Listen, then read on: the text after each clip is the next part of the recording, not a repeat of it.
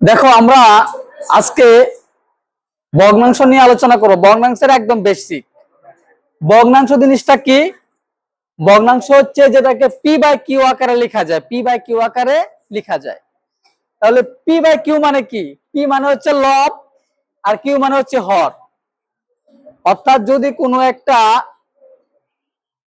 মানে সংখ্যার আকারটা এরকম হয় যে উপরে একটা সংখ্যা আছে, নিচে একটা সংখ্যা আছে, ওই টাইপের সংখ্যাকে বলা হয় ভগ্নাংশ। ওই টাইপের সংখ্যাকে কি বলা হয়? ভগ্নাংশ। অর্থাৎ সোজা কথায় একটা সংখ্যাকে আর একটা সংখ্যা দিয়ে ভাগ করলে তুমি যা পাবা তাই হচ্ছে কি? ভগ্নাংশ। তাই হচ্ছে ভগ্নাংশ। এখন দেখো এই ভগ্নাংশ গুলাকে তিনটা ভাগে ভাগ করা যায়। একটা হচ্ছে প্রকৃত ভগ্নাংশ, অপ্রকৃত ভগ্নাংশ আর হচ্ছে মিশ্র ভগ্নাংশ।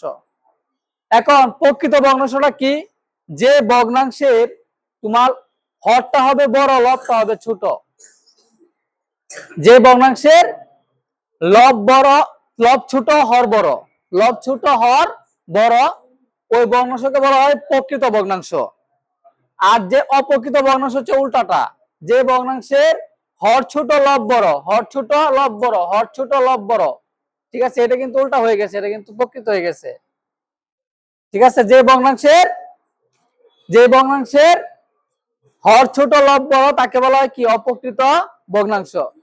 আর মিশ্র ভগ্নাংশ হচ্ছে এই প্রকৃত ভগ্নাংশের সাথে একটা পূর্ণ সংখ্যা থাকবে এবং গুণাকারে একটা প্রকৃত ভগ্নাংশের সাথে একটা পূর্ণ সংখ্যা থাকবে, একটা প্রকৃত সাথে একটা পূর্ণ সংখ্যা, একটা প্রকৃত সাথে একটা পূর্ণ সংখ্যা। আশা করি সবাই বুঝতে পেরেছো।